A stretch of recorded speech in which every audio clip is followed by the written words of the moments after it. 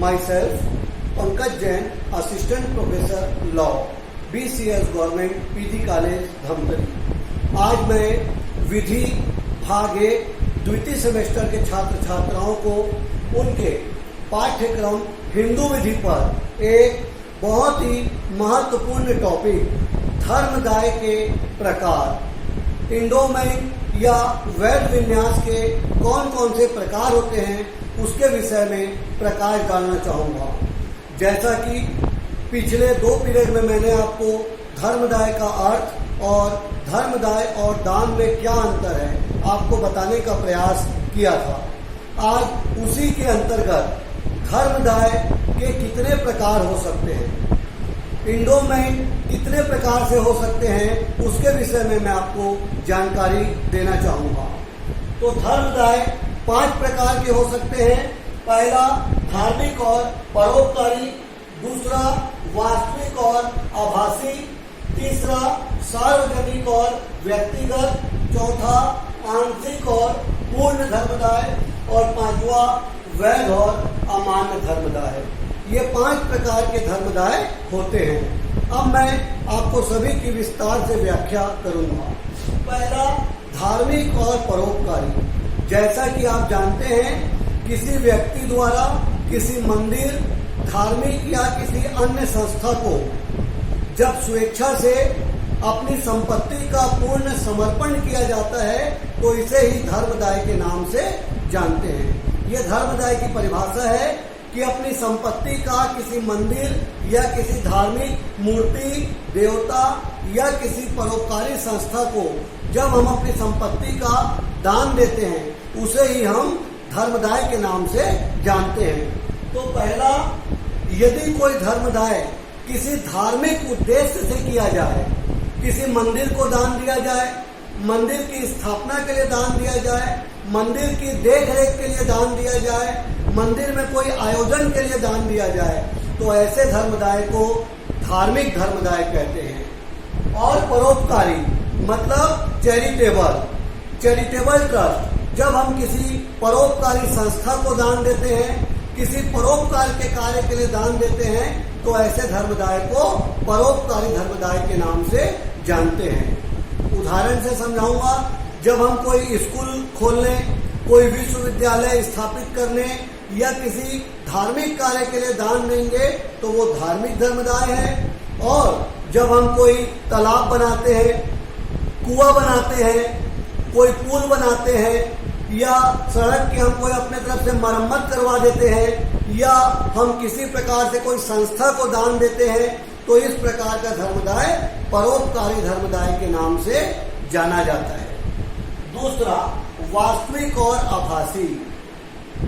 धर्मदाय रियल तब होता है जब वास्तव में हम किसी को दिल से दान करते हैं, किसी प्रकार का दिखावा नहीं करते।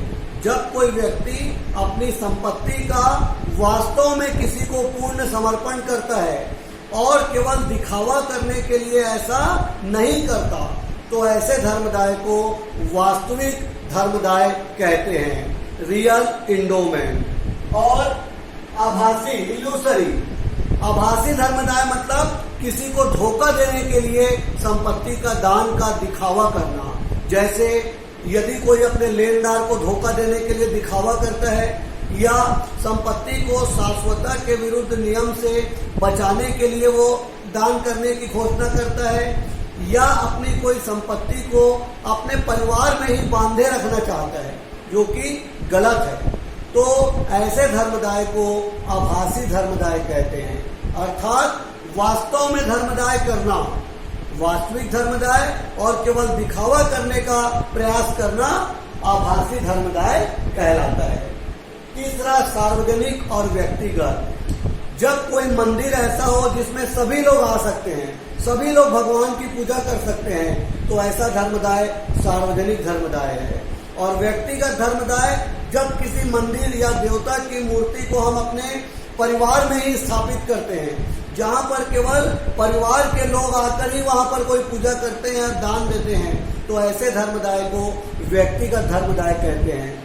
दोनों में मुख्य अंतर है, व्यक्तिगत जो हितग्राही है वो निश्चित होते हैं, जबकि जो सार्वजनिक हितग्राही है उनकी संख्या कम ज्यादा हो सकती है, क्योंकि सार्वजनिक में केवल परिवार के लोग नहीं आते वरन सभी लोग भगवान के मंदिर में आ सकते हैं।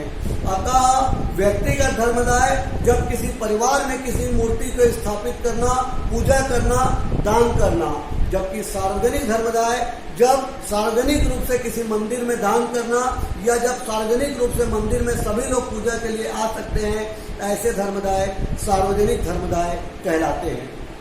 चौथा, आंशिक और पूर्ण। जब हम अपनी संपत्ति का यदि समर्पण करते हैं तो पूरी तरह से समर्पण कर दें, उस संपत्ति में फिर अपने हक का हम बात न करें, ऐसे धर्मदाय को पूर्ण धर्मदाय कहते हैं। यदि हम अपनी संपत्ति किसी मंदिर को दे रहे हैं या किसी चैरिटेबल ट्रस्ट को दे रहे हैं तो बाद में हम ना बोले कि वो संपत्ति अब हमारी है, क्योंकि एक बार हमने यदि संपत्ति दे दी तो अब वो हमारी नहीं रही। तो ऐसा धर्मदाय जिसमें अपनी संपत्ति का पूर्ण रूप से समर्पण हो वो पूर्ण धर्मदाय है। और आंशिक धर्मदाय जब हम अपनी संपत्ति देने के बाद भी बोलते हैं कि उस संपत्ति में कुछ हिस्सा हमारा है, अपनी संपत्ति का दान देने के बाद भी हम उस संपत्ति में अपना कुछ अधिकार बनाए रखना चाहते हैं, तो ऐसा धर्मदाय आंशिक धर्मदाय कहलाता है। और लास्ट है वैध और अमान्य। धर्मदाय अमान्य नहीं होना चाहिए, विधि संगत व्यवस्था के अनुसार होना चाहिए। जो व्यक्ति धर्मदाय कर रहा है वो वयस्क होना चाहिए, स्वस्थ मस्तिष्क का होना चाहिए, अयोग्य नहीं होना चाहिए, दिखावे के लिए धर्मदाय नहीं होना चाहिए। अतः धर्मदाय हमेशा वैध होना चाहिए। यदि हम संपत्ति का समर्पण कर रहे हैं तो संपत्ति का पूरी तरह से समर्पण करें। इसी तरह संपत्ति का उद्देश्य निश्चित होना चाहिए कि किस उद्देश्य से हम धर्मदाय कर रहे हैं। इसी तरह संपत्ति निश्चित होनी चाहिए। जिस दिन धर्मदाय कर रहे हैं संपत्ति अस्तित्व में होनी चाहिए और हमारा उस संपत्ति में अधिकार होना चाहिए। किसी अन्य की संपत्ति को हम दान नहीं दे सकते।